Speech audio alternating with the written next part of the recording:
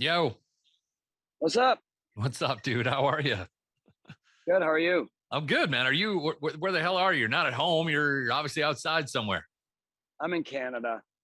Canada. Are you Yeah, I'm fishing? just drifting. I'm drifting around. Yeah. I'm a hobo. Sure, sure. I like the beard thing, the rough shape going, man. Looks good on you. Looks good. Thanks. So it's been a while, man. Thanks for your time today. I appreciate it. Of Last course. last time I saw you was back in May. You played our Twin City Takeover show at Target Center. It was a hell of a show. It definitely reminded me, man, of how awesome Godsmack is freaking live, dude. And I've been missing Oh, it. What thanks. about what about you, dude? You been missing playing live, getting the road, or has it been just relaxing, enjoying the summer? Yeah. No, it's we really have taken our time, doing this last record and all that because we had all this time with COVID. There was no rush really to get out there, and I personally didn't want to see my whole fan base masked up and all that. If it was going to be my last memories of music, I'm thinking, yeah, that's not the way I want to remember it. Like I'll retire now before I go back out with an arena full of people in Sure, masks. sure. So but getting back out again, after all this rest time, after take having the luxury of doing this record with no deadlines and rushing, it's been nice to get back out and do shows again. And we're excited to, start putting the full tour together at this point. Did you actually the record's been done for most of the summer, right? I mean, you guys are kind of done with the record around springtime of this past year. Is that about right? No, no, no. We just Okay. we just finished it. I mean, we Wow. finished it not too long ago, and then we just got done mixing and mastering it over the last few weeks. Obviously, you're feeling good about it. Anything, that really stands out to you in that recording process that was different from all the other seven records before? Without a doubt, man, it's the most important record I think we've ever written and recorded. Because I've never been able to answer that question before. I've never been that artist who says, "Oh, this record is our newest record. It's our best work ever." Hmm. You can read any interview you want over my whole career, and you've never heard me say that. I've always loved our records. I always knew there would be some good singles on it and hoped it did well. But I was never the guy that said, "This is our best fucking work ever." And Wow. I'm telling you right now, this is Okay. our best fucking work ever. I love it. I love it, Yeah. dude. I love that And it's energy. because it's emotional, man. It's like, this is the last record we're ever going to do. This is the last run around the mill for us. Like, we put every single ounce of energy and emotion into this album. Especially for me, when I wrote a lot of these songs, it was about my life journey. That's really what the sequence of this album becomes about. Not that it was planned that way, but this really kind of mystical thing happened where I felt like the universe wrote this record. It just, we went in there with no plan, no ideas, like very minimal ideas, just jamming and what's going to be the topic? What am I going to talk about now? How many times can I talk about a broken relationship or blah, blah, Sure. blah? Sure. And then it just started happening where like song after song that was written as I'm sequencing it and putting it in the order that I would like people to hear it in. Yeah. We're still old school and we like an album to have a flow Yeah, from front absolutely. to back. I love vinyl. I want people to listen to side A and side B. Me too. Me too. And this one really told a story, and when I started to realize that, I'm like, okay, let me shuffle these around a little bit more. Wow, that's a really loud sound. I thought I was in this quiet little nook, and then all these dump trucks pulled No up. worries. I love it. But It's you all right, hear man. that? Yeah, it's no big deal. Whatever. It's Is it cool. minimal? Yeah, it's Okay, minimal. cool. Totally cool. Yeah, it's hard. They're literally breaking hard rock, and this is a hard rock interview. So There we it go. makes There we sense. go. Let's do it. So anyways, yeah. I think I'm gonna go inside. Yeah, Here, dude, you maybe. can do your thing, man. I'm I'm curious gonna go too. inside. Yeah, So if you can, I if you want to can go hear me inside. here. So I can hear you perfectly. I just want I, to make sure you can hear me. yeah, man. I mean, I know the idea of like, and I want to chop that up a little bit more, the idea of being the last record and stuff, but I'm thinking about this first single here, and I've spent time with Surrender since I've had it for the last week or so. I've been listening to it a lot. That song, not only it's got a new fresh feel to it for Godsmack for sure, but it's still got that drive. I love the breakdown at the end, the clean guitar, and Shannon on the drums there, and then you coming in saying, "I really need a break," and then it almost ties in perfectly to what you're talking about right now with the band coming to an end. I need a break. All right, cool. So I want to just continue what I was saying a minute ago because it all ties into the answer of surrender as well, which is, this. I want to make sure people are clear about what we're saying here too. I'm not I'm not saying that the band may be breaking up. Right. What I'm saying is I think this may be the last body of work you get musically from the band. And it's because, we're in this place in our lives right now where we've done a lot of work over the last 3 decades. Yeah. We, without sounding egotistical, which I'm not trying to do, we're at 27 top 10 singles, 11 Yeah. number ones. We could literally do back-to-back nights in an arena and play 15 songs a night and never play the same single twice, let alone the B cuts. Yeah. I dig that. Yeah. And we Yeah. started thinking when we were in that thought process, we're like, why are we in here grinding all the time, and doing all, this new music? And when we want to just also know that we've never stopped in the 25 years we've been touring. We'd like to be able to enjoy our lives, our family, our houses, the things that we've earned over the years that we've Right. sacrificed. So I think that the balance for that, the happy medium, is to be able to just go out there now and continue to do live shows and put the greatest hit show together. And after hearing this record and how it came together and the sequencing of it, um, it was really like, wow, we've told a complete story here from front to back. Any good movie script that you read or any good movie that you see has the same format. It's boy meets girl, boy loses girl, boy gets girl back. Right now, Sure. Sure. even if girl means your job or your career or your invention or whatever it is, that's the concept of that movie. Hmm. That's the theme for every story, right?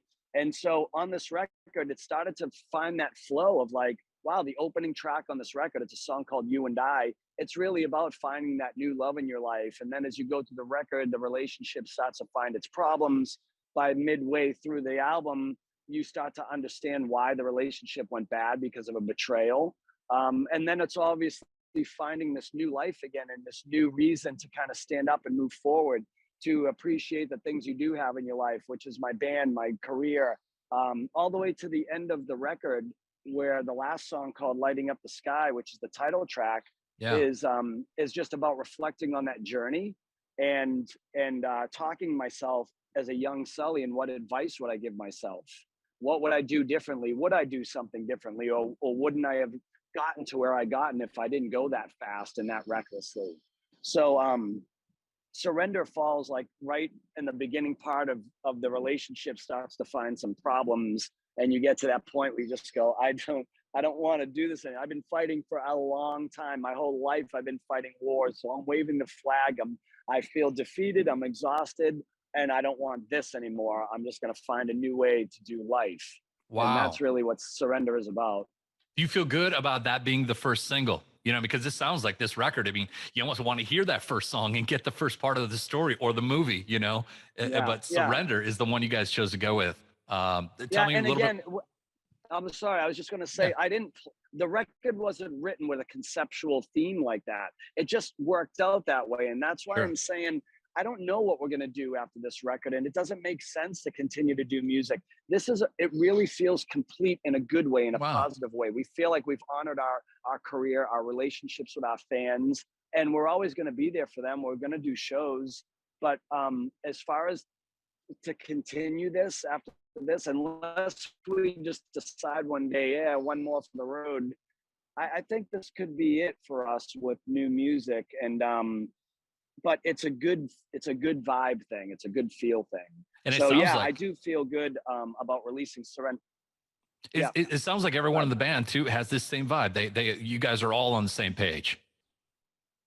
Totally. Yep. Yeah. We're all getting along better than ever. We've gotten over our hurdles a long time ago. We are Yeah. truly as close as four guys can be as That's brothers cool. now. And it's That's been that cool. way for a while because we've learned so much over the years. We fought our battles, we fought each other, and you just get to a point where you surrender, right? You Yeah. get to the point where you go like, man, what's the point? There's no egos in this band. There's no, bosses, control freaks. Like whatever it is that you go through in the early stages, you find your way through it if you're strong enough to not break up. And you eventually grow up and you get to the other side and you're like, there's nothing to fight about. We have a great family, great children, great fans, a great career. We play music for a living. Like, what the fuck do we have to be upset about? You know? Right. Yeah, man, that's pretty rad. I love that outlook. That's really Yeah, strong. So, do yeah. you know with this journey when releasing this record, Lighting Up the Sky, and are you talking about maybe a January, February release? Is that when you guys are thinking of next year, obviously? Yeah, yeah. The single's coming out the end of September, and Right. then we'll drop the second single in February with the entire record. Oh, right on. Okay. And obviously it's usually what, a 2 year cycle if you're going to tour the world kind of a thing. Is that the plan for Godsmack, to hit it hard like that and then It's back off? forever now. Really? It's forever now. From the Yeah. point we start touring, we will always tour. We may take some breaks here and there, but we're now going to start setting up the greatest hits show because we Oh, feel like we're able to do that. We can now play the best of the best that the fans have identified as what they've enjoyed the most over the years and why these songs became hit singles. And we want to, and another epiphany that we had is, don't you agree, as a music lover and a fan of of live shows and bands in general, that when you go see your favorite bands, you know, there's a certain point in their career where you just go, I don't really give a shit about your new record anymore. I'm sorry, but I want to hmm. hear Dream On and Train Kept a Ah, Rolling and I Sing a got you. Song and Dance. Sure. I'm not gonna hear this new shit. I don't know it and I don't care, right? But these other songs have lived with me for 2, 3, 4 decades.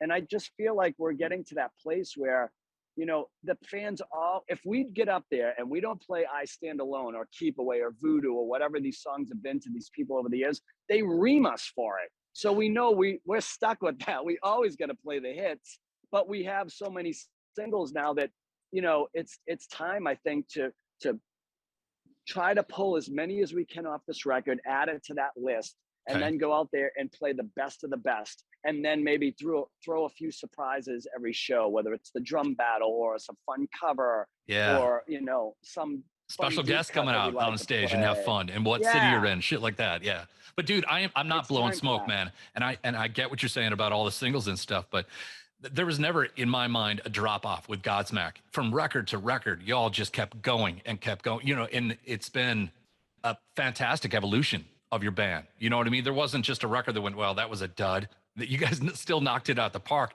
and we still got those hits, as you were talking about earlier in this interview, that you guys have had so many damn hits. So I guess as a fan of your band, you personally too, I'm a fan of you and just what you kind of stand for.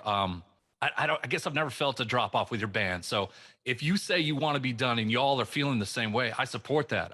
I truly do, and I'll be there Thank to you. see those hits show, man. But Yeah. yeah, I'll always love seeing Godsmack live, and I think your fans would feel the same for sure. Yeah, this isn't an ending. This is a new beginning. This is a new beginning of an era. It's the beginning of our sunset years. Hmm. And in our sunset years, we want to create something really special for the fans live, where we can take every cool moment that we've ever done in every album cycle.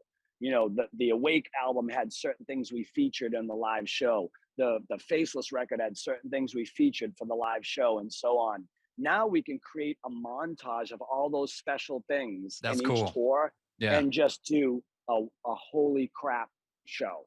Sure. Sure. Do you guys That's come what with a I big want to ass create. stage set too? I mean, want something that really complements this tour, just kind of like a greatest hits stage almost too, or is it just broken down Godsmack? Whatever Yeah, comes, comes, I we guess. haven't we Sure. haven't built it yet, but we're Yeah. going to, and we're going to try to make it big and special and important, filled with all special moments that people have enjoyed over the Rad. years. And I think that's going to be really satisfying to us as well, because it takes a lot of pressure off of us to know now we can just go out and enjoy what we do. Playing music is what we love the most, live. Yeah. And it gives us more time to connect with the fans, connect with the live show, and just enjoy the best part of why we do this for a living, or why we do this, period. I mean, you got to remember, we did this our whole lives, and we were playing out live and enjoying that before we even got paid for doing Right. this. Right. So for us, it's full circle. It's back to that. So I wanted to ask you too, Sully, because I know you got, the COVID hit you and messed with your lungs and did all that. How are you now? I mean, because obviously all summer you've been working on the record. You must be in a good spot, but playing live is a different animal. You know what I mean? You need all that strength to get out there every night, night after night, and play these songs. How you feeling? You got any residual from the COVID that hit you? No, not really. I recovered pretty good from it, but it certainly kicked my ass Sure. before I got better. And I was one of the unlucky ones that had to be hospitalized for it for 4 days. But it wasn't so much the COVID. I want people to be sure they understand it's really not COVID that's taken anyone out. It's the damage it does afterwards, because within 6 or 7 days, I was negative, but I kept getting sicker and I didn't understand why. My fever wouldn't go away. The coughing was becoming like crazy. Yeah. Body aches, like all these things that I was thinking, why am I still sick, man? I don't even have COVID in my body anymore. But what happens is these early strains, the Delta strain and those parts of early COVID are known to coagulate your blood, which is when your blood gets thicker, right? Right. And so we're taught our whole lives that when you don't feel well, right, you have the flu or a real bad cold. Your mother, what does your mother tell you? Like, oh, just lay down and Go lay rest. down. A lot Yeah, of totally. Totally. yeah, fluids and rest. Mm. And this stuff, they go, no, you got to get up, even if you feel like shit and you don't want to get up because your Mm. head's pounding, whatever. You have to move around. Wow. And for me, not knowing that at the time, I laid there just thinking, resting, Tylenol, Right. Yep. fluids. You know, I'm a strong guy. I have big lungs. I box. I run. I'm on stage 2 hours a night. COVID shouldn't kick my ass. Right. But what happened was I was down too long. All my medical team was on Christmas vacation, and I sat there for 3 weeks before I could be seen by a doctor. And so I got blood clotting in my legs that came up through my heart. Wow. Then the lungs, because that's how it creates oxygen to your brain. But what happens is when you have clotting, it sends the clot through your heart. They're not big enough to clog your heart, but when it pumps it into your lungs, it breaks it apart and it spackles your lungs. So all those little blood vessels start to clog these little airways in your lungs, and that's when you get pneumonia. Okay. And that's what really took That's me the out, ass was kicker. Yeah. the pneumonia. Yeah. So, but I beat it and I feel good now. All my taste, my smell, that came back. I wouldn't say 100%, but probably 85, 90%. Sure. It's still a little bit different when I smell or taste now, a hint of bitterness versus what it used to be. Wow. But pretty close. And I just got COVID for the second time a couple of weeks ago, but now they have these antiviral meds and I jumped right on it and I knocked it out within 3 days. So I think I'm pretty done. Hopefully I'm done with COVID now for good, because I think I got all the strains that, Yeah. that they offer it in. Yeah, totally.